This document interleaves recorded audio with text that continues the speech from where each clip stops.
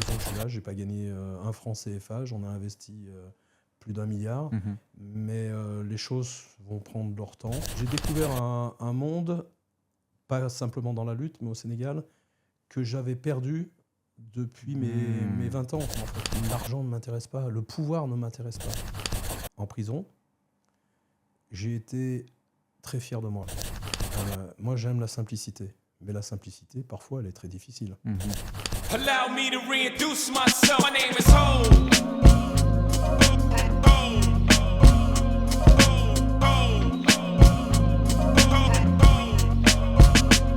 Of Show. Hello, hello les incroyables, la team incroyable. J'espère que vous allez bien. Bienvenue sur un nouvel épisode du Off Show. Un épisode que j'avais hâte de faire parce qu'aujourd'hui, j'ai la chance de recevoir quelqu'un qui a plus de 30 ans d'expérience dans l'entrepreneuriat. Quelqu'un qui a arrêté l'école en 4e, mais qui a un parcours de vie incroyable. Il se dit paysan, il se dit sauvage, il se dit entrepreneur, il se dit rock'n'roll, même si maintenant il est un peu dans le rap. Je vous présente monsieur Eric Favre dans le Off Show.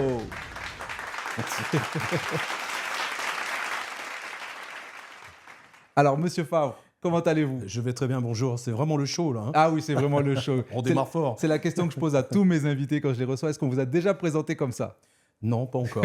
Pas encore. Voilà. Vous pourrez m'engager sur vos prochains événements, comme ça je vous ferai Pourquoi vos pas. introductions.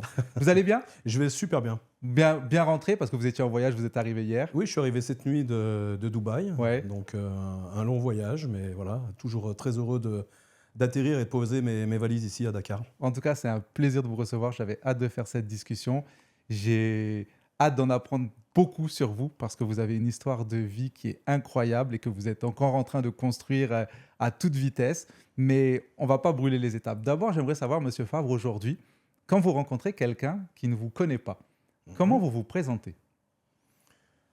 Je me présente comme Eric Favre, un entrepreneur, tout simplement. Tout simplement. Tu sais, je ne suis pas extrêmement bavard quand il faut parler de moi, Ouais. hormis quand on me pose des questions ou quand je suis dans une interview. Bah, parfait. Alors, pour remettre un petit peu, savoir qui est Eric Favre, est-ce que vous pourriez me dire, vous êtes né où? Alors, je suis né en région lyonnaise, à Ouais. Albigny-sur-Saône exactement, issu d'un milieu paysan qui a vraiment marqué toute mon enfance jusqu'à l'âge de 19 ans, l'âge où je suis parti au service militaire dans les paracommandos. D'accord. Et j'ai passé une grande partie de mon enfance et mon adolescence là-bas, à Albigny-sur-Saône. C'était comment votre enfance à Albigny-sur-Saône? Mon enfance à Albigny-sur-Saône était celle d'un enfant plein d'amour, pétri de valeurs, de la terre, d'une famille de paysans qui ont passé des périodes très, très difficiles pendant la guerre de 40, etc., sont construits à travers le travail. Et c'est quelque chose qui m'a façonné moi, mon frère, et aujourd'hui mes enfants et petits-enfants, sur ces valeurs de base que sont le courage, la loyauté, la dignité, le partage, et puis bien sûr des travailleurs de fond. C'est-à-dire le travail pour nous est une valeur à partir du moment où on fait un travail qui nous passionne, qui nous plaît, et que ce ne soit pas aller au bagne. Hein. Et donc, vous disiez, vous avez un frère? J'ai un frère qui a Ouais. 3 ans de moins que moi. Ok. Et quand vous revoyez aujourd'hui le parcours scolaire de Eric Favre, comment c'était? Mon parcours scolaire a été assez turbulent. Beaucoup pour moi de souffrance, parce que étant à la ferme de mon grand-père où j'étais libre, où j'apprenais tous les jours sur la vie, sur le comportement humain, sur mon environnement, etc. Et je me retrouvais vraiment enfermé à l'école, mais vraiment je me sentais prisonnier, où j'apprenais des choses qui ne m'intéressaient pas. Et ce n'est pas tant les choses qu'on m'apprenait qui ne m'intéressaient pas, c'était comment on me les apprenait, ou on me les imposait. Et c'est quelque chose que j'ai toujours eu du mal à supporter, c'est que l'on m'impose des choses, des idées, une façon de faire. C'est pas que je ne veux pas les faire, mais je voulais le faire à ma manière. Mhm. Alors, c'est très intéressant ce que vous dites parce que pour les gens qui suivent le podcast, c'est quelque chose que je remarque beaucoup avec les invités que j'ai eu la chance d'avoir pour l'instant. Beaucoup de mes invités s'ennuyaient à l'école, comme vous le dites. Et vous savez, aujourd'hui, on parle beaucoup de HPI, c'est haut potentiel intellectuel. Est-ce qu'avec le regard que vous avez justement aujourd'hui sur votre vie, sur tout ce que vous avez fait, sur votre besoin finalement de toujours apprendre des choses, de toujours chercher à comprendre des choses, à développer des choses, est-ce que si on faisait la comparaison avec aujourd'hui, est-ce que vous pensez que vous aviez peut-être ce profil finalement de haut potentiel peut-être intellectuel et que les professeurs de l'époque ne savaient pas justement comment vous faire donner le plein potentiel de ce que votre cerveau? Je ne sais pas si on peut définir, parce qu'aujourd'hui, c'est la grande mode de Oui. toujours mettre une étiquette sur un comportement ou sur une façon de faire ou autre. Moi, je pense que voilà, j'étais un petit jeune volontaire avec beaucoup de cœur. Je mets beaucoup de cœur à l'ouvrage et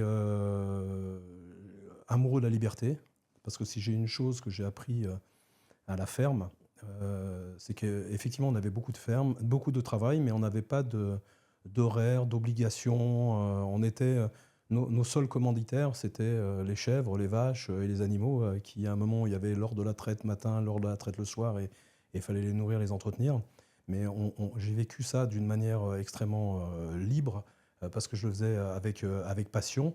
Et en fait, je pense que c'est plus cet amour de la liberté et puis d'être soi et en adéquation avec soi-même dans la mission ou dans le destin que l'on essaye de se créer, de se faire dans la vie, quoi, en fait. D'accord. Et donc, vous disiez, vous arrêtez l'école en 4e. Comment vous arrêtez? C'est une décision que vous prenez avec vos parents? Est-ce que c'est vous juste qui imposez que, bon, moi, l'école, c'est pas pour moi, je me sens pas à l'aise dans ça? Comment vous vivez cette période-là d'arrêt du système scolaire? Très bien. Ouais. Oui, vous le vivez très bien parce que vous n'étiez pas à l'aise. Moi, je le vivais très bien, mais mes parents étaient un petit peu, à l'époque, dépourvus, parce que pour eux, j'étais un bon à rien, quoi, en fait.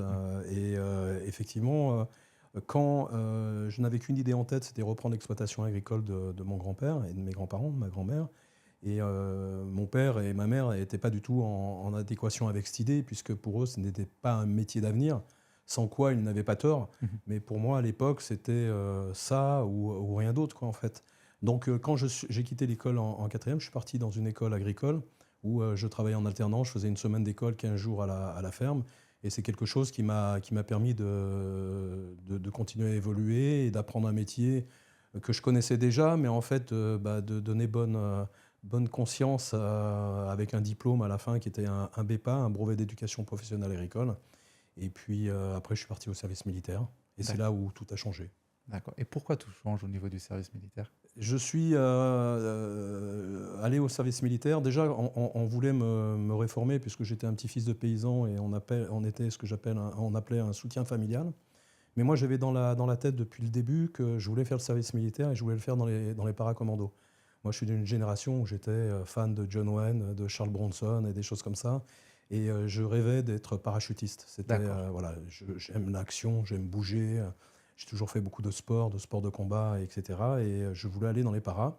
Et quand je suis allé là-bas, c'était vraiment le seul moment de ma vie, et le premier moment de ma vie où j'ai quitté l'exploitation agricole de mes grands-parents, où je suis parti un peu loin de chez moi. Et pendant cette expérience, je me suis rendu compte que finalement, j'étais un leader sans m'en rendre compte, parce que j'ai refusé toutes les écoles de peloton gradé et tout ça, je ne voulais pas en faire.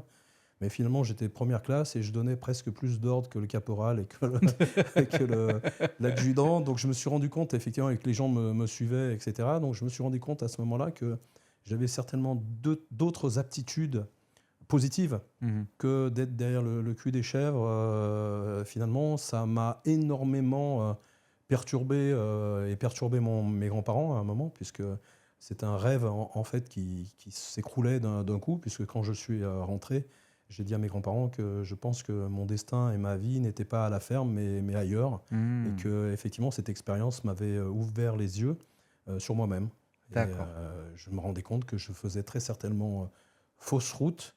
Et je me suis retrouvé à un point de départ où j'étais devant l'abîme avec une grande inconnue devant moi, puisque n'ayant pas d'études et me retrouvant sur le marché du travail, ça devenait compliqué. Ouais, c'est ça, parce que finalement, vous aviez votre plan tracé. OK, moi, je veux reprendre la ferme des grands-parents.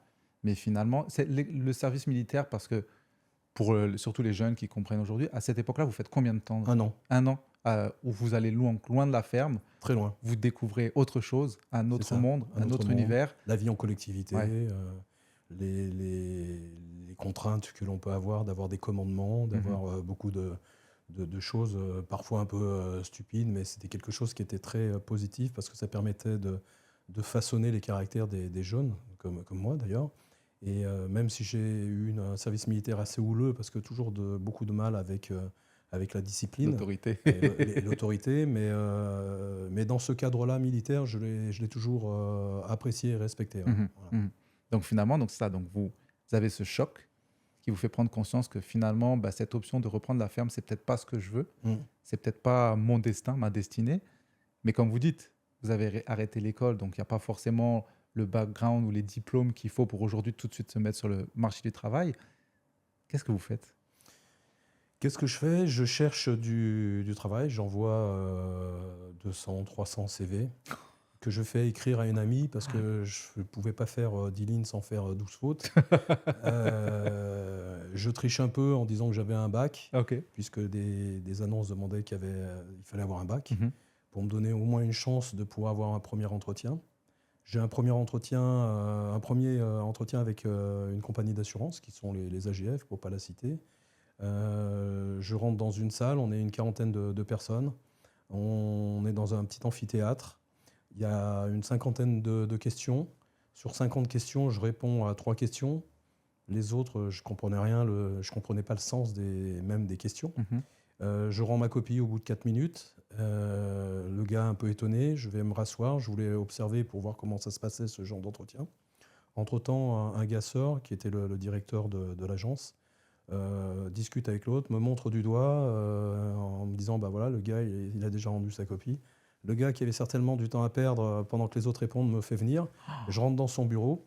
On discute un bon moment. C'était un ancien fusilier marin. On parle des peu de choses que j'avais comme expérience.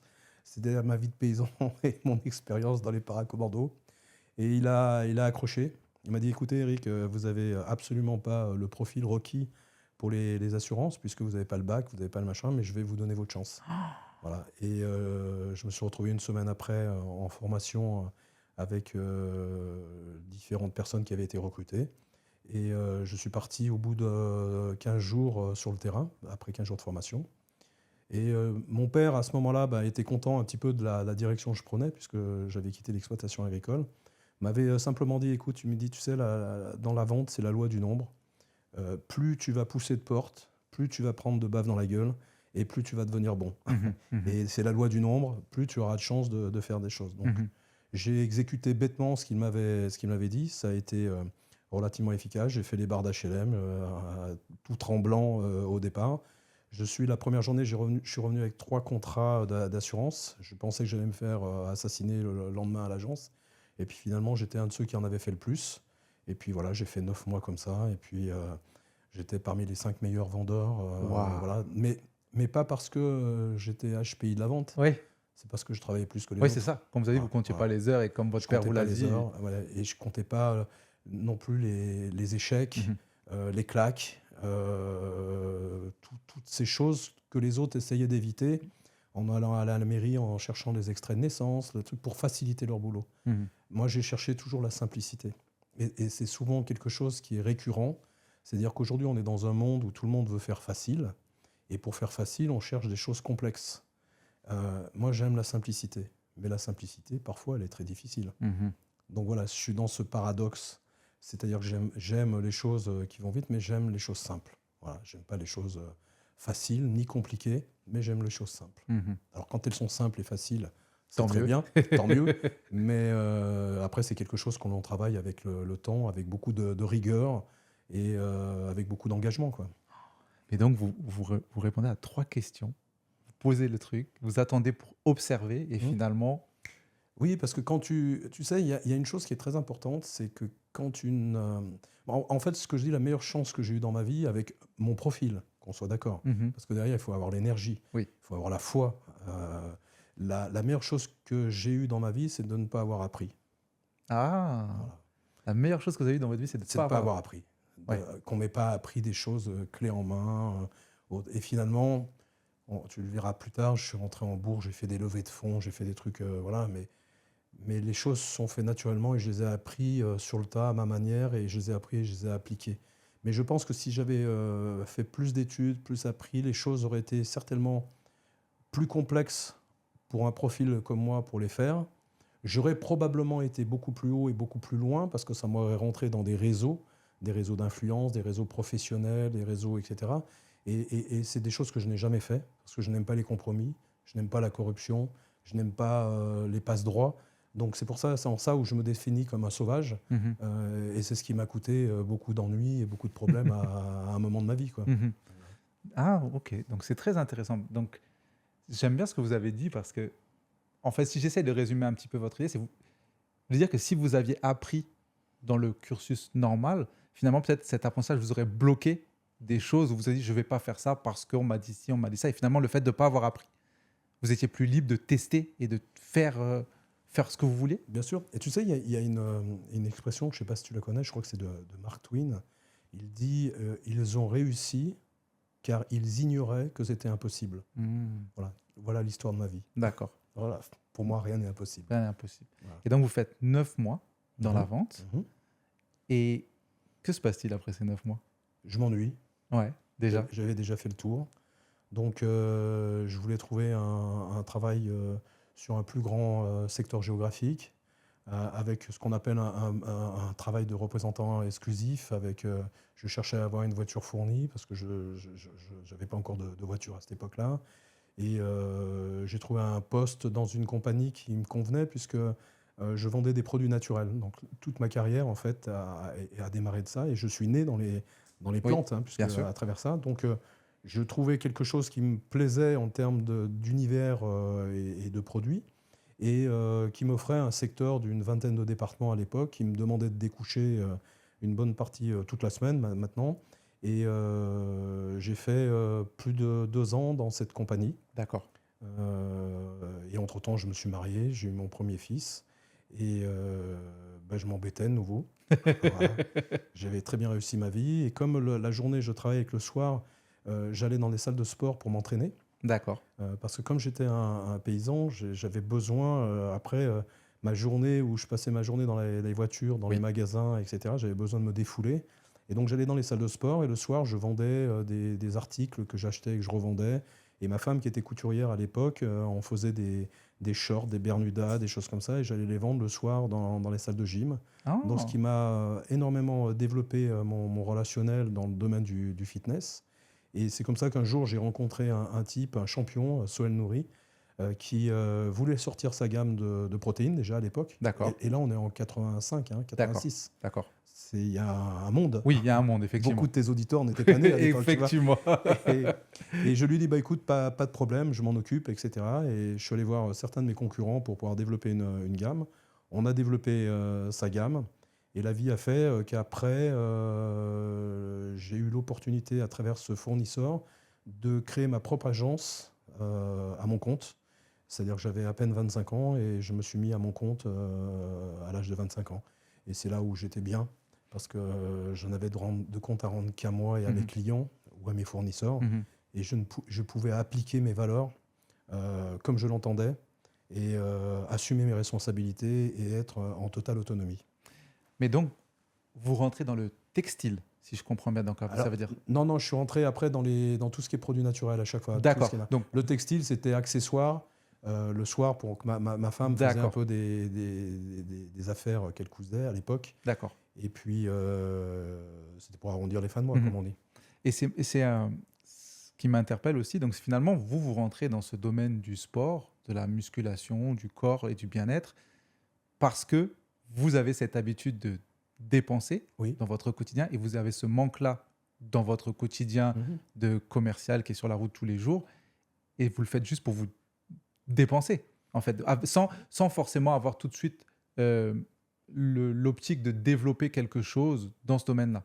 Et c'est les à côté, vous commencez à développer un petit business, je vais dire, à côté. J'ai toujours développé le business. Si tu veux, le soir, quand j'allais m'entraîner, j'avais dans mon catalogue produits que je vendais la journée 2-3 produits qui pouvaient intéresser des gars qui s'entraînaient. Ouais, Et puis finalement, je me suis dit, tiens, pourquoi pas redévelopper d'autres produits, ce que j'ai fait donc, Ouais. avec le textile. Puis j'achetais des fois des mitaines, des bandeaux, des poignets, des choses comme ça que les gars utilisaient dans les salles de gym.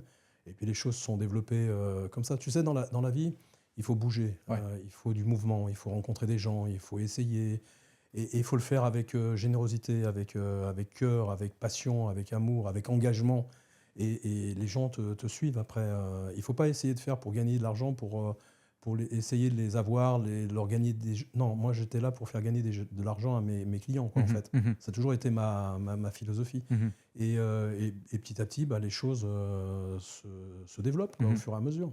Et donc, vous faites cette rencontre qui veut développer sa marque de produit. Voilà. Et donc, vous l'accompagnez Voilà. pour développer ça. Et le patron du labo avec qui on fabriquait ces produits, un jour, un de ces gars est parti, qui était un agent commercial, et j'ai racheté son portefeuille d'agent, et je suis devenu agent commercial, c'est-à-dire à mon compte. Je travaillais pour 5 ou 6 labos différents. Waouh. Voilà. Et je me retrouvais à 25, 26 ans, où j'avais investi, mais en un an, j'avais tout remboursé. Et déjà à l'époque, ça ne va pas parler beaucoup, parce qu'aujourd'hui, on est en euros, mais Oui, déjà à c'est en l'époque, je gagnais 85, 90 000 francs par mois, Ouais. quand mes amis gagnaient 2500 francs. Quoi, Ouais. tu vois. Donc, mais c'était le résultat de mon travail. Oui, effectivement. Tout le temps, le travail. Je travaillais beaucoup. La petite question qui me vient en tête, c'est que quand avec votre femme, vous vendiez des shorts, est-ce qu'il y avait déjà le nom Éric Favre? Non. Non. Non, pas du tout. Le nom Éric Favre est venu bien plus tard. D'accord, ok. Donc, vous rentrez donc dans ce domaine-là. Finalement, vous arrivez dans ce domaine-là on va dire, des produits, des compléments. À quel moment, donc justement, la marque Éric Favre se crée? Parce que là, donc, vous dites, vous avez votre réseau. Vous avez un très large réseau.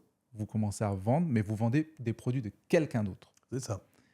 À quel moment vous sentez que, OK, là maintenant je suis assez fort, je suis assez conscient de mon réseau et de mon étendue de ma force, à quel moment vous comprenez qu'il est temps de développer maintenant ma marque à moi? Ça, tu le comprends pas. Si tu veux, c'était pas quelque chose au départ qui était immédiatement réfléchi. C'est-à-dire qu'à un moment donné, j'ai eu dans mes labos que je représentais une femme qui venait de créer son propre labo. D'accord. Et je représentais peut-être 50% de son chiffre d'affaires sur mon secteur, ce qu'elle ne comprenait pas en fait. Donc elle est venue me voir pour voir comment je faisais, comment je travaillais, etc. On a travaillé un peu ensemble et j'ai eu, ça a été un coup de foudre amoureux. Donc c'est une femme qui avait plus de 10 ans plus que moi. Et du coup, je suis parti avec elle. D'accord. J'ai laissé ma femme, mes enfants, j'ai divorcé. Et donc je suis parti avec elle et on a recréé, je l'ai aidée et je me suis associé avec elle. Et c'est là, où j'ai commencé à développer des produits à notre marque. D'accord. Voilà, c'est une expérience, si tu veux, dans la vie d'un homme et la vie d'un entrepreneur qui était marquante. J'avais une femme qui avait 10 ans de plus que moi. J'ai laissé ma femme et mes enfants, quand je dis laisser, je ne les ai pas abandonnés. Oui, non, bien sûr, on comprend. J'ai tout laissé avec eux pour qu'ils s'en sortent bien et qu'ils n'aient aucun problème, pour ne pas qu'ils soient victimes de mes ambitions et de ma vision de ma vie, quoi, en fait. Voilà. Donc, et on a monté un labo, on est passé de 1,9 million à 24 millions en 3 ans. Donc c'est là où je me suis rendu compte de quoi j'étais capable. Et j'ai créé entre-temps, en 93, le laboratoire Les Trois Chênes. D'accord. Et le laboratoire Les Trois Chênes, en très peu de temps, s'est développé à vitesse grand V, puisque je suis très vite rentré dans une dizaine de pays. C'est là où j'ai fait le produit avec Johnny Hallyday. J'ai vécu mon rêve d'enfant par rapport à ça.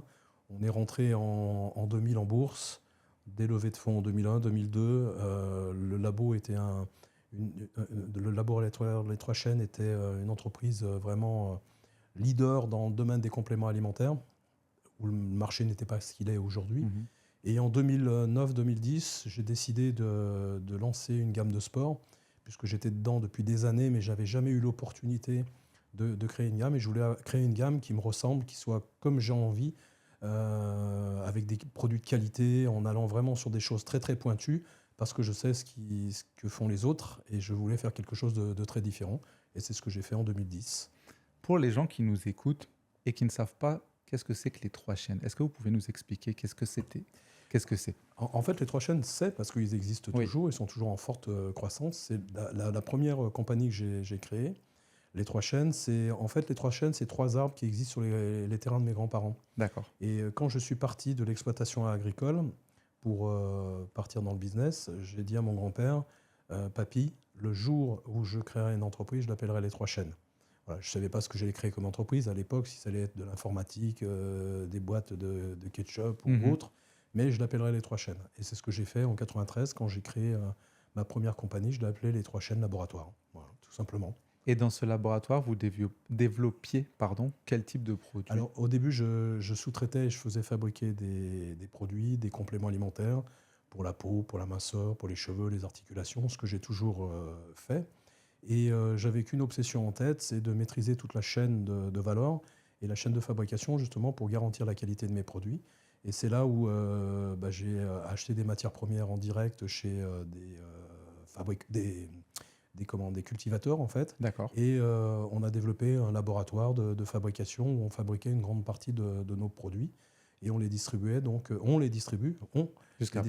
toujours en pharmacie, 12 000 pharmacies en France et dans 72 pays dans le monde. Wow. Voilà. Donc on est une marque, on est le 12e, le 14e labo français important dans le domaine des compléments alimentaires, derrière des gros comme Sanofi et autres qui font des compléments alimentaires aussi.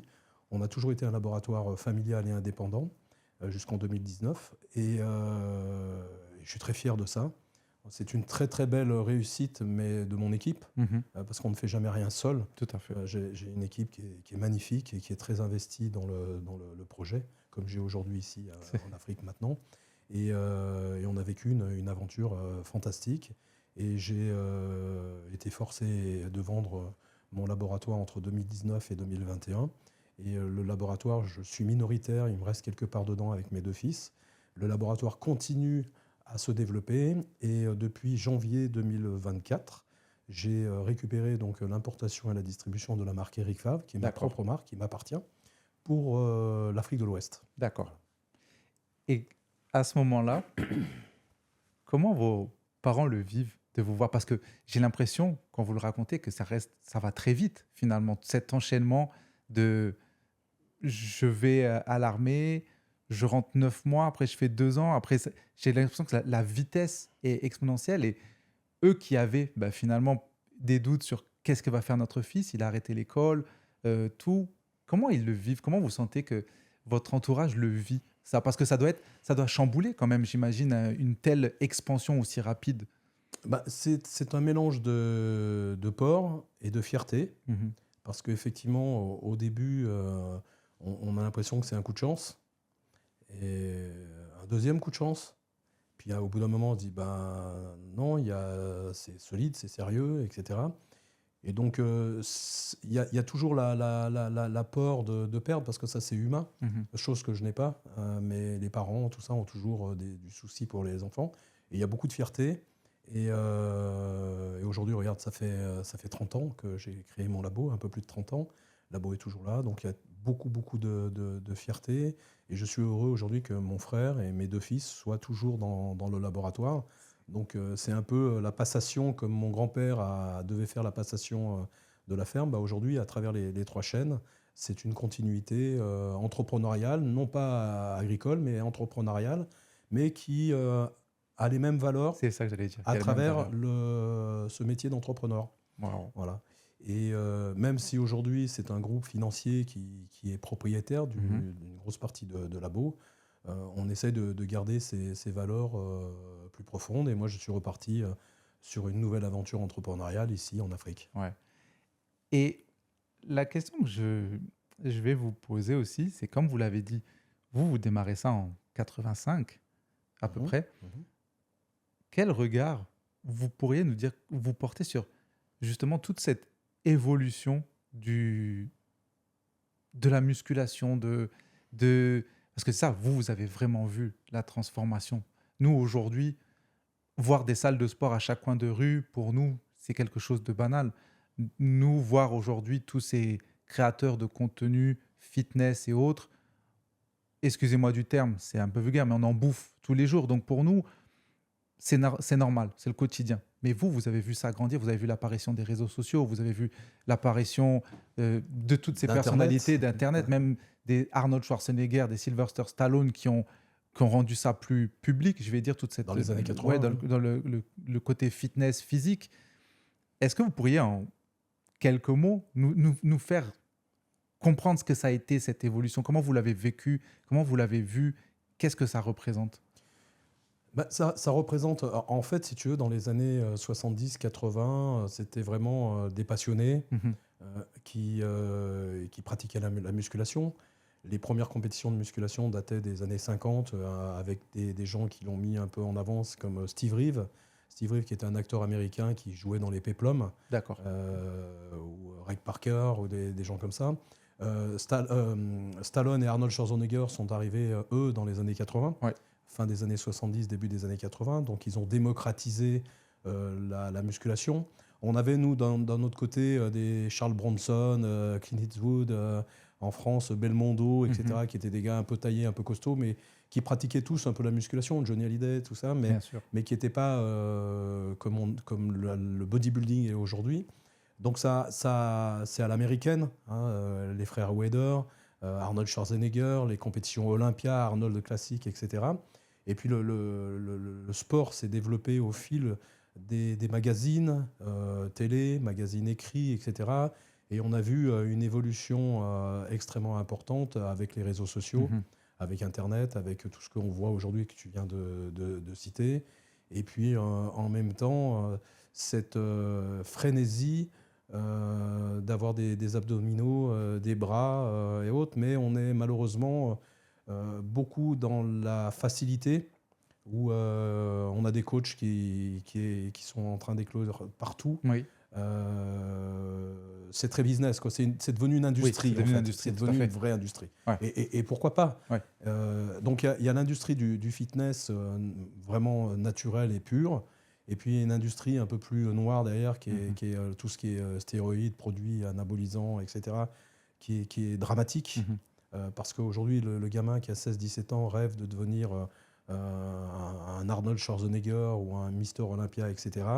Et dans les salles, il y a des coachs qui sont plus ou moins bons et qui veulent répondre à la demande de ces petits jeunes de pouvoir prendre 4, 5, 10 kilos en 5-6 mois.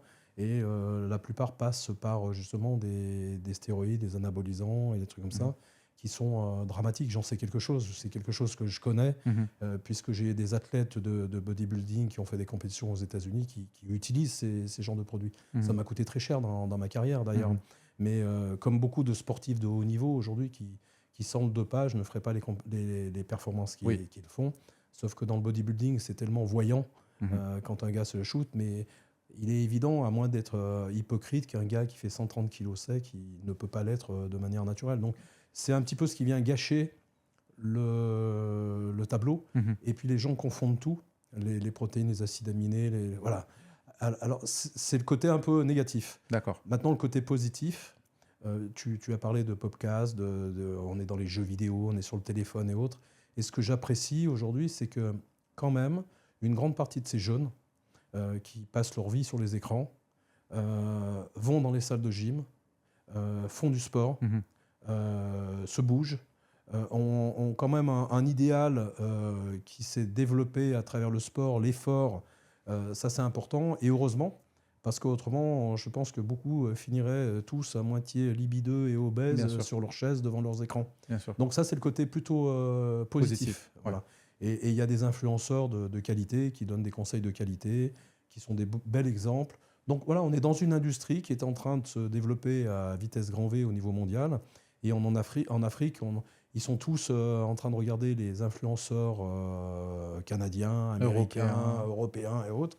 Et on voit arriver ici aussi en Afrique quelques influenceurs qui sont très bien, ou influenceuses, hein, comme Fit Fatou et des choses comme ça, qui font plutôt du bon travail. Et ça donne beaucoup d'espoir pour l'avenir, parce que vous êtes un continent ici où 70% de la population a moins de 30 ans. Le continent européen, 70% de la population a plus de 45 ans. Donc on est dans une équation qui est assez intéressante. Et il y a beaucoup de choses à faire ici. Il y a les étapes par étape pour éduquer, parce que c'est le gros problème, qui n'est pas simplement dans le milieu du fitness, hein, c'est dans le milieu global. Il y a besoin de beaucoup d'éducation. Et il faut que cette éducation soit faite de manière propre, correcte, et pas que pour le business, même si tout est business. Mais il est important d'amener la bonne information. Des bonnes valeurs et de la bonne information. On peut faire du business, mais aussi prôner... En faisant des produits de qualité, en faisant des conseils de qualité, etc. C'est extrêmement important. Hein. Et c'est important pour du moyen et long terme. Alors, moi, justement, c'est très intéressant que vous arriviez à ce passage-là, parce que moi, c'est la raison première pourquoi je voulais vous recevoir et échanger avec vous, parce que, comme on l'a dit, vous avez plus de 30 ans d'expérience dans l'entrepreneuriat. Vous avez réalisé des choses extraordinaires. Aujourd'hui, vous auriez pu vous asseoir sur ce que vous avez. Vous auriez pu, même on en parlait un petit peu en off tout à l'heure, vous m'avez dit, j'aurais pu même arrêter et ne rien faire et profiter juste de la vie. Mais depuis quelques années, vous avez pris le pari de venir au Sénégal et en Afrique francophone, je vais dire dans sa plus grande, la plus grande photo, on va dire, ou autre. Qu'est-ce que vous... Déjà, votre premier contact avec le Sénégal, vous vous en souvenez, c'était quand ? 96. 96, la première fois que vous venez au Sénégal ? Si tu veux, je travaille, moi j'ai beaucoup voyagé toute ma vie, puisqu'on exporte dans 72 pays, j'ai dû ouvrir une quarantaine de pays moi tout seul. Donc le Sénégal, je suis venu en 96, mon premier client était la pharmacie Guigon. Ah ouais. Avec qui on travaille toujours. Monsieur Guigon est devenu un ami depuis toutes ces années, et un fidèle ami.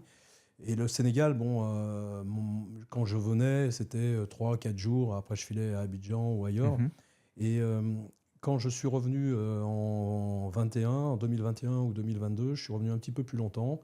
Et puis, j'étais dans une autre phase de ma vie où je me cherchais un petit peu après certaines évolutions que j'ai eues sur la France, en France. Je ne savais pas ce que j'allais faire. Je ne savais pas si je partais à Dubaï ou ailleurs, etc. Et pour avoir vécu pendant 10 ans à Dubaï, pour avoir vécu 2 ans au Canada, avoir vécu un petit peu de partout, ma vie est quand même assez longue. Et j'ai toujours été un nomade, en fait. Et quand je suis venu ici au Sénégal, j'avais fait Abidjan, j'avais fait d'autres pays d'Afrique. Je me suis senti bien. Le climat me plaisait, le pays me plaisait. Je ne suis pas venu par une volonté ici pour purement tout de suite le business, parce que je pense que je serais allé autrement à Abidjan. Voilà. Mais je me suis senti bien, en fait. Et c'est assez curieux, c'est que je suis rentré même dans le monde de la lutte. Et j'ai découvert un monde, pas simplement dans la lutte, mais au Sénégal, que j'avais perdu depuis mes 20 ans, quoi, en fait. Depuis l'époque 85 et autres. Voilà. C'est-à-dire que de l'humanité, des gens qui rigolent, alors qu'ils sont pas dans la richesse, des gens qui dansent, qui aiment la musique, où tout est imparfait, tout est incomplet. Il y a beaucoup de choses qui m'ont plu, parce que d'un autre côté, je me suis dit, voilà, il y a des gens, alors on m'a toujours dit, méfie-toi, tu vas te faire arnaquer. Et oui, je me suis fait arnaquer 10 000 fois depuis que je suis là. Mais c'est pas bien grave, en fait, et parce que je suis là de ma propre volonté. Et donc on doit accepter et apprendre aussi sur le... C'est pas parce que tu as 60 ans... On apprend tous les jours. Autrement, tu es dans la méfiance, et il faut être averti, mais à un moment donné, tu ne peux pas vivre ici décemment et partager avec les gens d'ici. Surtout, je ne vis, moi, qu'avec des gens du Sénégal. Je ne vis pas avec des Français, avec d'autres... Voilà, je suis vraiment qu'avec des Sénégalais, et c'est ceux qui m'intéressent. Donc, c'est mon côté un peu de Che Guevara. Et je me suis senti bien, et je me suis dit, bon, voilà, cette jeunesse, il y a un potentiel magnifique. J'ai des gars dans mon équipe qui ont un talent de ouf. C'est impressionnant parce qu'ils n'ont rien et qu'avec rien, ils ont fait des belles choses. Et je me suis dit, quand je vois chez moi, des fois, ils sont équipés avec un tas de matériel, etc. Et pour sortir quelque chose, c'est pas simple. Donc, j'ai décidé de venir là et d'investir. Ouais. Voilà. Ça fait 2 ans que je suis là. Je n'ai pas gagné un franc CFA. J'en ai investi plus d'1 milliard. Mais les choses vont prendre leur temps parce que quand on veut construire, je fais tout légalement. J'importe mes produits, je paye des taxes, je paye très cher. Je ne suis pas compétitif toujours sur le marché parce que beaucoup ne payent pas les taxes, tout le monde triche. Mais j'ai décidé, et je suis en plus renforcé par le nouveau gouvernement qui est arrivé, dans lequel j'ai vraiment confiance. Et j'espère qu'ils vont tenir la cadence parce qu'ils vont, et le peuple sénégalais va vivre des moments certainement un petit peu difficiles par ce changement de programme, en fait. Où il va falloir les choses un peu plus rationnelles et il va falloir que le pays puisse couvrir un peu plus d'impôts, un peu plus de taxes de manière normale et officielle pour que ça retombe après dans les le caisses peuple, dans les caisses. Voilà. Et il faut faire confiance, mais on va vivre, je pense, des moments un petit peu difficiles devant nous. Mais il faut se retourner les manches. Et c'est ce qui me plaît, en fait. C'est de contribuer à quelque chose qui me paraît sain, après avoir fait ma vie d'entrepreneur en France. Et puis d'avoir été assassiné par mon propre pays en tant qu'entrepreneur, puisque tu le sais, j'ai fait 7 mois de prison. On m'a accusé de tas de choses que je jure devant le bon Dieu, pour la plupart, je n'ai jamais fait. Et les choses que j'ai fait, un peu de travail un peu au black, etc. Ici, ça fait rire tout le monde quand je leur explique, parce qu'ils me disent ça, c'est le courant de tout le monde. Ouais, c'est le quotidien. Mais là-bas, même quand tu payes un restaurant à ta mère, c'est un abus de bien social, quoi, tu vois. Donc, et tout ce qui était, pour l'aborder moi directement, tout ce qui était stéroïdes, anabolisants, j'ai toujours été contre. Mais j'ai des équipes, des athlètes qui utilisaient, qui en prenaient, etc. Je le savais, je savais comment ça fonctionnait, etc. Mais ça ne fait pas de moi un délinquant. Et j'ai 185 employés, une boîte qui a toujours été au top, et un juge en face de toi qui a décidé de te tuer parce que ta gueule lui revenait pas et c'est la jalousie, en fait. Donc, comme j'ai jamais été dans le système d'associations, de syndicats, de choses comme ça, bah voilà, j'étais le mec à abattre. On a essayé de m'abattre. Il n'y a rien de grave en soi, en fait. C'est pas grave. Je veux dire, tu sais, tout le temps, je me dis, bah, si je suis quelque part et qu'on m'aime pas, ben, je m'en vais. C'est pas grave. J'ai toujours eu beaucoup de jalousie, eu beaucoup de bâtons dans les roues dans mon propre pays. Et aujourd'hui, je me suis dit, bon, bah, je suis ici, je vais donner mon expérience, mon talent. L'argent que j'ai gagné, que j'ai récupéré, bah, je vais l'investir ici. Souvent, mes amis me disent, t'es un malade, ils vont tout te prendre, tu vas partir. Et je dis, mais qu'est-ce que vous voulez qu'ils me prennent de plus que ce qu'on m'a pris dans mon propre pays? Je veux dire, moi, maintenant, l'expérience que je vis ici, elle est magnifique. Il y a des gens qui en valent la peine. C'est la première fois de ma vie que dans la rue, des gens me disent merci. Première fois, Olivier, première fois. Dans toute ma vie d'entrepreneur en France, je me suis toujours fait insulter, critiquer. Voilà. Et c'est pas grave, c'est mon pays, c'est comme ça. Mais à un moment, je me suis dit, bon, je vais pas changer, quoi, en fait. Et donc, j'entreprends là. Je n'ai pas dit que je réussisse. Mais l'expérience que j'aurais vécue, pour moi, est le plus important que l'arrivée, quoi, en fait. Et je le fais avec beaucoup de cœur, avec beaucoup de force. Et je veux vraiment que ce groupe se développe et le faire de manière stricte. Et c'est ce qu'on est en train de faire. Après, l'avenir nous le dira. En fait, c'est pour que les auditeurs et ceux qui nous regardent comprennent bien, vous avez évoqué effectivement les soucis que vous avez eus en France. En préparant cette discussion, et même avant, j'en ai parlé avec vous, je vous demandais est-ce que vous vouliez en parler parce que finalement, moi, quand j'ai regardé vos interviews, quand je vous ai regardé en parler, quand j'ai vu l'homme que vous étiez dans les discussions que j'ai pu écouter, moi, personnellement, je me suis fait mon avis. Et je me suis dit, ce mec, il n'a rien fait. Et c'est pour ça que pour moi, j'hésitais d'en parler, de ce sujet, parce que finalement, je trouve que ça ne vous représente pas. je trouve que malheureusement, c'est quelque chose qui a dû être effectivement très lourd pour vous d'un point de vue personnel, d'un point de vue entrepreneurial. Mais c'est ça, je ne savais pas si je voulais aborder le sujet pour que les gens comprennent bien. Donc effectivement, oui, vous vous occupiez d'athlètes. Vous aviez une compétition que vous étiez en train d'organiser dans le sud de la France, où vous disiez que vous avez investi plus de 700 000 euros pour organiser cette très grosse... 42 nations qui devaient venir. Qui devaient venir. Vous aviez des personnalités du catch de partout qui venaient. Quelque chose qui n'avait jamais été vu en France. Vous vous apprêtiez à faire cet événement et à 3 jours de l'événement, vous avez la police qui débarque et qui vous arrête. Pour expliquer à l'audience, hein, vous faites 6 mois, si je te dis pas, 7 mois de prison. Vous y allez même avec votre fils. Mon fils, qui a fait 3 semaines. Ouais. 3 semaines. C'est de la persécution, en fait. Ouais, c'est ça. C'est que je veux que les gens comprennent bien qu'en fait, vous êtes un entrepreneur qui n'est pas dans les codes. Comme vous l'avez dit tout à l'heure, vous n'êtes pas dans les réseaux, vous n'êtes pas dans les codes. Vous avez votre éthique de travail, vous avez votre personnalité, ce que certains adorent, que beaucoup détestent. Et voilà, vous avez été finalement victime d'un système où je pense où vous dérangiez parce que vous faisiez des choses que pour moi, comment je l'ai ressenti quand j'ai écouté vos différentes interviews, vous faisiez des choses qu'on n'a jamais vues. Et ça dérange. Ça dérange parce que vous arrivez avec un modèle, je vais dire un petit peu à l'américaine, Showtime, Showbiz et on dit à l'africaine maintenant. Maintenant à l'africaine, exactement. Mais la France, elle n'était pas habituée à ça à ce moment-là. Mais elle l'est toujours pas. Elle l'est toujours pas. C'est de pire en pire. Ouais, c'est ça. Oui, si tu veux, la France est atteinte d'un cancer. Et j'ai été atteint par ce cancer. Je suis en rémission. Ouais. Ça m'a pas... Si tu veux, je suis quelqu'un de très... si tu veux, dans ma spiritualité, j'accepte, je pardonne, je lâche prise, je pardonne et je mets de l'amour dans tout ce que je fais. Donc, finalement, ça m'a changé ma trajectoire, mais ça ne m'a pas changé ma vie d'homme et ce que je suis. Et j'ai jamais eu peur de rien. La seule peur que j'ai, c'est de ne pas me réaliser ce que je dois réaliser, mais dans les choses... j'ai pas...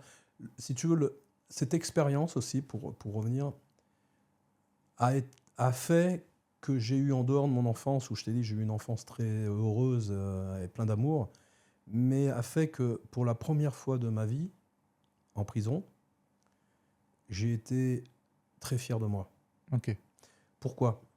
Parce que quand les gens me parlaient avant, quand j'étais en haut, etc., tout le monde, je disais toujours, mais non, mais l'argent ne m'intéresse pas, le pouvoir ne m'intéresse pas. Les gens me disaient toujours, ouais, c'est facile, tu as de l'argent, tu as du pouvoir, tu as des employés, etc. Quand tu es en prison, dans 10 mètres carrés, dans le traité comme tout le monde, et que là, à ce moment-là, j'avais le sourire, je m'occupais des autres, j'ai continué, et il n'y avait rien qui me manquait, en fait, si ce n'est ma liberté et le sentiment d'injustice, mais on faisait avec. Et là, je me suis dit, tu t'es jamais menti à toi-même, en fait. Et quand je suis sorti, j'avais plus rien, parce qu'ils m'ont tout pris, c'était clair. Il a fallu que je vende mon labo pour me récupérer. J'étais bien. Donc, je me suis jamais menti à moi-même. Le pouvoir et l'argent ne m'intéressent pas. C'est pour ça que je suis ici, que les gens ne comprennent pas, ils me prennent pour un fou, parce que j'ai dépensé beaucoup d'argent, beaucoup de choses, mais j'ai investi, déjà mon nom en peu de temps est devenu connu, j'ai investi sans chercher de retour sur investissement. J'essaye d'aider les jeunes ici à construire, les gens à construire, parce que j'ai un but de construire quelque chose à terme, mais ce que je construis, ce n'est pas pour moi. C'est bien pour les jeunes qui sont avec moi, qui sont tous des Africains, qui sont tous des Sénégalais. J'ai 61 ans, aujourd'hui, je ne vais pas passer jusqu'à la fin de ma vie sur le terrain. Je suis en train de leur montrer l'exemple, de détecter où il y aura les futurs patrons, les futurs managers. Et c'est ça qui m'intéresse, c'est de construire, c'est de développer, c'est de vivre. Le reste, l'argent, ouais, ok, mais ça n'a jamais fait un bonheur. J'ai tout vu dans ma vie, tu sais, j'ai vécu les plus beaux étels, j'ai été avec les plus belles filles du monde, j'ai toujours revendiqué ma polygamie, ça aussi, ça choque en France. J'ai toujours, voilà, et avec le temps, bon, on s'aperçoit que tout ça, c'est superficiel et que ce qui te rend le plus heureux, en fait, c'est d'être en adéquation avec toi-même, et d'être dans le partage, d'être dans l'honneur, la dignité, la loyauté, le courage. Mais ça, c'est quand tu es dans cet esprit-là, dans mon pays aujourd'hui, on est des délinquants. Tu vois, On est dans... T'aimes ton pays, tu mets le drapeau français, parce que j'avais toujours le drapeau français sur mes... On me prenait pour un fasciste. D'accord. Donc, quelque part, tu ne peux pas imaginer le bonheur que j'ai de prendre le drapeau sénégalais parce que je vois l'effervescence et les gens fiers de leur drapeau. Ouais. Et ben, ce drapeau sénégalais, quelque part, au fond de moi, tu vois, je le porte avec cœur parce que je sais que les gens l'assument, l'aiment et ça leur donne une certaine puissance de la nation. Ouais. Nation qu'on n'a plus en France. L'amour du drapeau et de la patrie. Et la patrie, notre civilisation, votre civilisation. C'est, souvent je dis nous maintenant, mais parce que que maintenant, voilà, bien sûr. Non, mais c'est pas du cinéma. Quoi, non. Moi, tu vois, je me sens je me sens pas africain, je suis européen, je me sens français. Ouais. Mais je me sens dans vos valeurs, dans votre nation, parce que vous la défendez, vous la protégez, et votre culture. Notre culture, elle est partie en vent, en explosion. Donc, tu vois, c'est ça qui me plaît aujourd'hui. C'est pour ça que je suis là aujourd'hui. Autrement, je serais chez moi, dans la Drôme, je profiterais, j'ai un restaurant, je vivrais tranquillement, mais c'est pas moi. Moi, j'ai toujours été un aventurier, un peu rebelle, entrepreneur. C'est d'où mon titre de ce livre. Et c'est l'exemple que je veux montrer aussi à la jeunesse. Croyez en vous, croyez dans vos rêves, pensez grand, mais soyez toujours responsable, autonome et défendez ces valeurs que vous avez. Tu vois, c'est ce que je passais tout à l'heure devant l'armée sénégalaise. C'est ici on nous tue, mais on nous déshonore pas. Ben voilà, ça c'est quelque chose qui me parle. Voilà. Moi, on peut me tuer, mais jamais on me déshonorera comme ils m'ont déshonoré. C'est mon pays qui m'a déshonoré, qui a déshonoré ma famille, qui a déshonoré tout le boulot d'entrepreneur que vous avez construit sur 30 ans, bien sûr. Mais c'est pas grave, c'est grave pour eux, pas pour moi. Regarde, je suis ici, je suis heureux. Et aujourd'hui, j'ai fait la petite anecdote dans mon introduction, parce que vous êtes fan de rock'n'roll. Oui. Mais aujourd'hui, vous êtes aussi un fan de rap. Parce que je vous vois... Parce que, pareil, toujours pour les gens qui nous écoutent et qui ne comprennent pas... Aujourd'hui, vous êtes dans la musique sénégalaise aussi. Vous n'êtes pas que dans la lutte, que dans le sport. Vous êtes aussi dans la musique sénégalaise. Ça, c'est un truc que j'ai adoré. J'ai vu vos stories il n'y a pas longtemps où vous étiez en studio avec Ngaka Blindé. Et on vous voyait vous éclater, danser en studio. Oui, c'est mon côté un peu artiste. J'adore tout ce côté artistique. Oui, j'aime le rock, le blues, la country comme un mec de mon âge. Ça m'a fait rêver à un moment donné. Puis cette sonorité, la musique, je suis un fan d'Ennio Morricone, j'aime les grands orchestres, les grandes musiques et autres, mais comme je te le disais tout à l'heure, il faut vivre avec son temps. Ouais. Et j'ai vraiment... Ngaka Blindé, c'est vraiment un garçon que j'aime beaucoup, qui a beaucoup de talent. Et donc j'ai décidé de le produire. C'est pour ça que je l'ai emmené à Lyon dans un studio. On va l'organiser avec toute notre équipe sa tournée. On va faire une très belle tournée ici au Sénégal et puis il y a quelques dates en dehors du Sénégal. Et c'est quelque chose que j'ai déjà réalisé dans ma vie puisque j'ai déjà produit d'autres artistes en France, etc. Et c'est une façon aussi de montrer à la jeunesse qu'il faut croire en eux, qu'il faut croire dans leur bonne étoile. Et puis il y a un côté derrière aussi business puisqu'ils représentent la boisson énergétique qui va arriver, la Meta Power, etc. Parce que je ne me cache de rien. Pour faire tout ce que je fais, s'il n'y a pas de business, bien sûr, s'il n'y a pas de business, il n'y a pas d'argent qui rentre. Ça fait 1 an et demi que je investis de l'argent que j'ai gagné avant dans mes autres décennies. Je donne au Sénégal ou en Afrique, mais à un moment donné, il faudra que je construise quelque chose qui soit périn pour continuer à entretenir ses emplois. Donc je montre l'exemple, mais à un moment, voilà. Donc, et j'ai toujours été clair avec moi, j'aime pas tricher. Mais à un moment, il faut savoir donner, se donner, et après... on a ce que l'on mérite, des deux côtés. Des deux côtés, tout à fait. S'il n'y a pas de retour de leur côté, ça s'arrêtera. Si moi, je n'ai pas de retour non plus, les choses s'arrêtent, c'est normal. Bien sûr, de toute façon, il faut de l'argent, comme vous dites, pour faire avancer toutes ces choses-là. Donc, il y a toujours une partie business, tout ça. Et aujourd'hui, moi, ce que aussi je veux que les gens comprennent, c'est que en étant à Dakar, moi, depuis 2012, depuis qu'on est là, on voit une évolution aussi dans le sport. Quand je dis ça, c'est que surtout les sports de combat. Et parce qu'au Sénégal, contrairement aux autres pays d'Afrique, déjà, on a cette culture du combat. Avec la lutte, on a cet intérêt. Mais depuis que je suis là, on a eu à voir Ares Fighting, qui est venu faire un événement ici. Canal+ a organisé un événement de boxe ici qui était diffusé en direct. On sent que cet univers du sport de combat, qu'ils sentent qu'il y a un potentiel. Il y a un potentiel énorme sur le continent que beaucoup de gens sont en train de regarder, beaucoup de gens sont en train d'essayer de développer. Et pour les jeunes qui nous écoutent, il faut qu'ils comprennent qu'il y a tout un univers qui est en train de se développer autour du sport de combat et qu'il y a des opportunités de travail, d'emploi, de formation. Et qu'aujourd'hui, c'est ce que vous êtes en train de mettre en place avec vos équipes, c'est d'ouvrir des nouvelles opportunités à ces jeunes-là, de dire, écoutez, il n'y a pas que les métiers de... Je vais dire, il n'y a pas que médecin, avocat ou autre. Il y a des métiers management. Là, vous êtes en train de vous occuper de Rug, vous êtes en train de développer sa carrière en tant que combattant, mais ce combattant va avoir besoin d'un médecin qui va le suivre ou d'un préparateur physique. Ce combattant va avoir besoin tout un écosystème qui se développe. Et c'est ça que je veux que les gens essayent de retenir, c'est que votre expérience, votre vécu vous fait aussi voir qu'il y a tout ça qui est en train de se développer. Aujourd'hui, vous êtes présent en Mauritanie, vous êtes présent en Côte d'Ivoire. Si je ne dis pas de bêtises, vous allez ouvrir une salle de sport ici ? Oui, je cherche d'ailleurs, si tu veux faire passer le mot, je cherche un plateau de 1000 ou 1500 mètres carrés. J'ai du mal à trouver un local qui correspond à mes à vos besoins. attentes, ouais. Voilà, sur Dakar ou plus loin. Mais, si quelqu'un entend l'interview et que vous contactez M. Fab, je prends 10%. Hein. Je prends juste 10% en tant qu'apporteur d'affaires.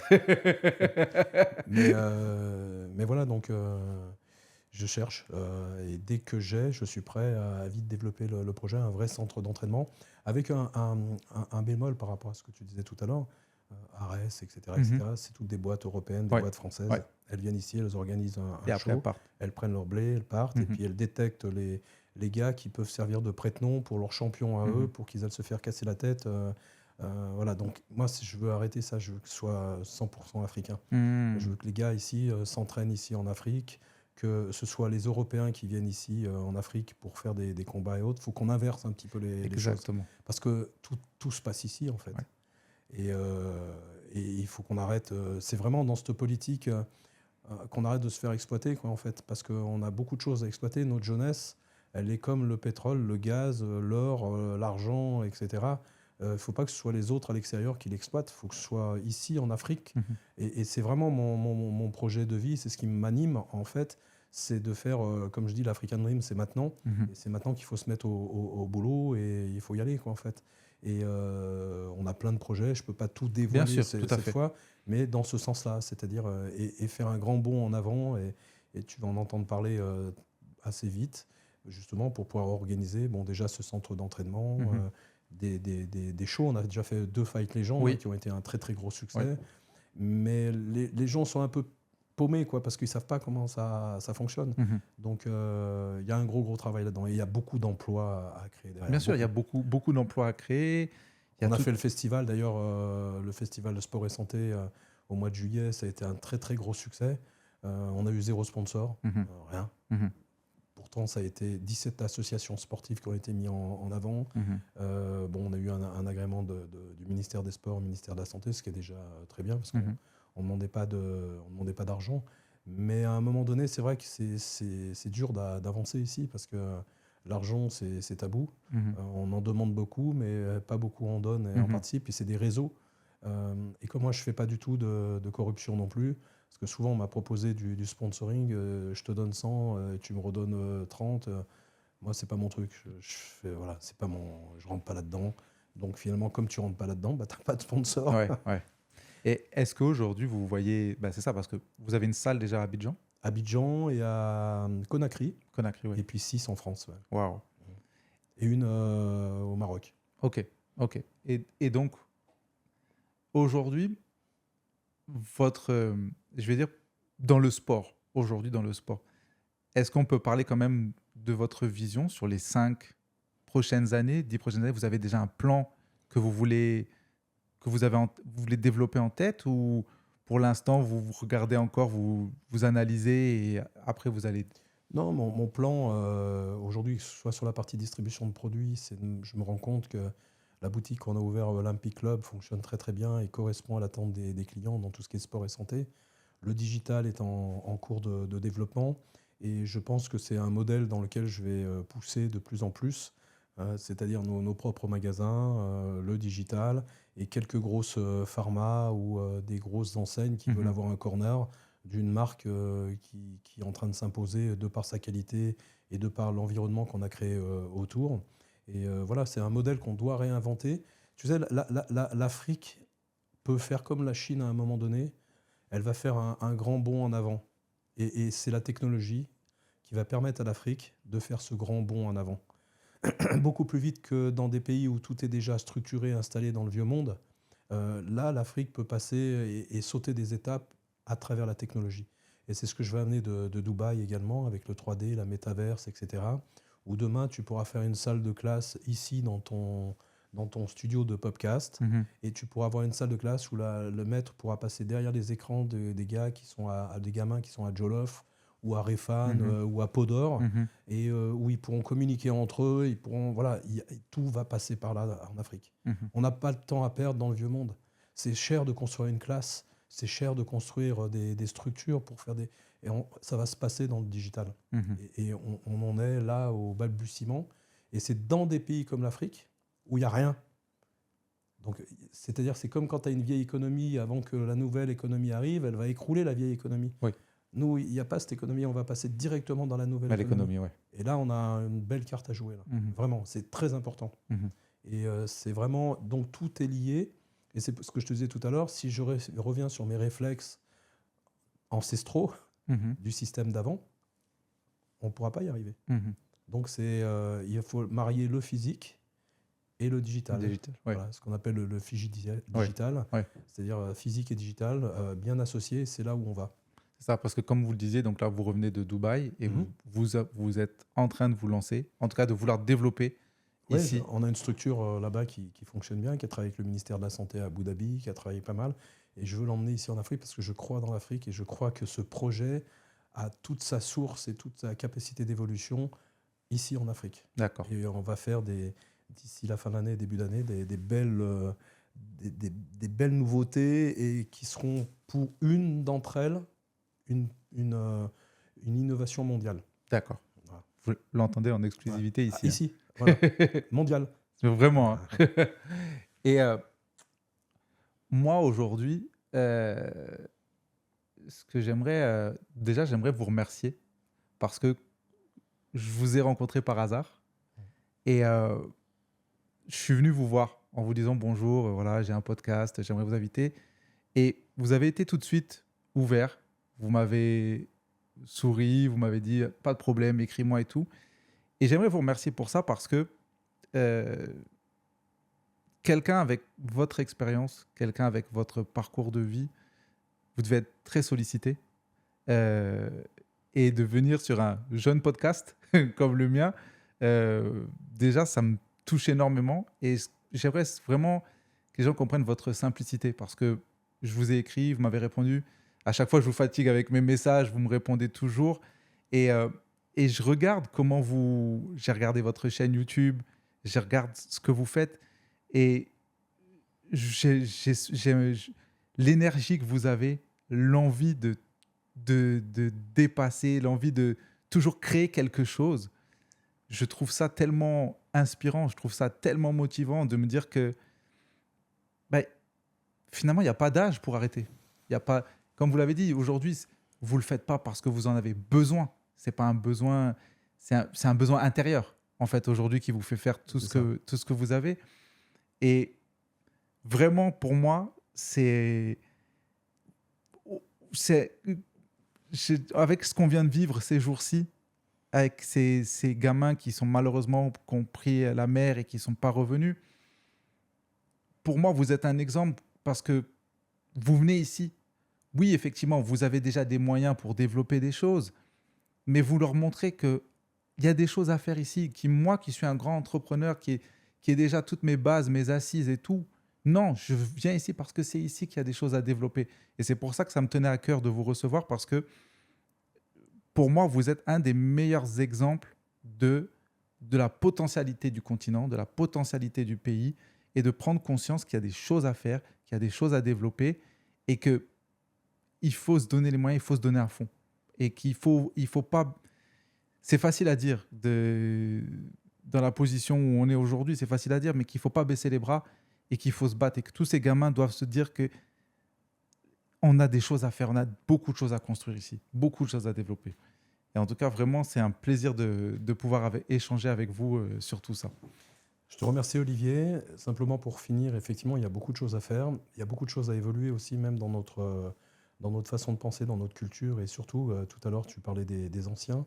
Parce que malheureusement, souvent, ces jeunes sont poussés aussi par leur famille pour aller tenter leur chance, pour aller chercher un boulot, pour pouvoir aussi subvenir aux besoins de la famille ici dans le pays. Mhm. Et c'est triste, quelque part, que ces jeunes que je connais, que je partage aussi en France, je les vois comment ils vivent là-bas. Et une grosse partie de ce qu'ils touchent là-bas, ils le renvoient ici au pays. Ça peut paraître bien, mais c'est un ancien système qu'il faut arrêter. Et il faut créer effectivement les valeurs et cette richesse ici, chez nous, au pays, là, ici. Donc d'où l'importance de ce qui va se passer dans les mois à venir avec le gouvernement qui est en place. Et il faut que le peuple sénégalais soit vraiment derrière ce gouvernement à partir du moment où ils font ce qu'ils ont promis, parce que ça ne pourra pas changer autrement. Et on reviendra autrement aux vieilles habitudes et aux vieux systèmes, et c'est tout le monde qui y perdra. En tout cas, Monsieur Favre, c'est un plaisir de vous avoir reçu, un plaisir d'avoir pu échanger avec vous. J'espère pouvoir vous revoir dans 2 ans, 3 ans ici pour que vous nous racontiez toute la suite de cette aventure entrepreneuriale en Afrique francophone. Et vraiment, on vous souhaite tout le meilleur dans vos projets, tout le meilleur dans le combat qui arrive dans quelques jours pour Grug. Et vraiment encore merci d'avoir pris le temps d'être venu avec nous. Merci Olivier, merci à toi, merci à tes auditeurs. Et je te souhaite bon vent et beaucoup de réussite dans tout ce que tu entreprends, toi et ta famille d'entrepreneurs. Merci beaucoup. En tout cas, la team incroyable, merci d'avoir suivi le podcast. Merci de l'avoir écouté pour toute la team qui écoute. N'oubliez pas de vous abonner à la page, de liker, commenter. Allez voir tous les réseaux de Monsieur Favre. Vous serez inspiré, vous serez motivé, vous allez voir tout ce qu'il développe. Et je vous dis à très vite pour un nouvel épisode du Ho Show. Peace! Allow me to reintroduce myself. My name is Ho.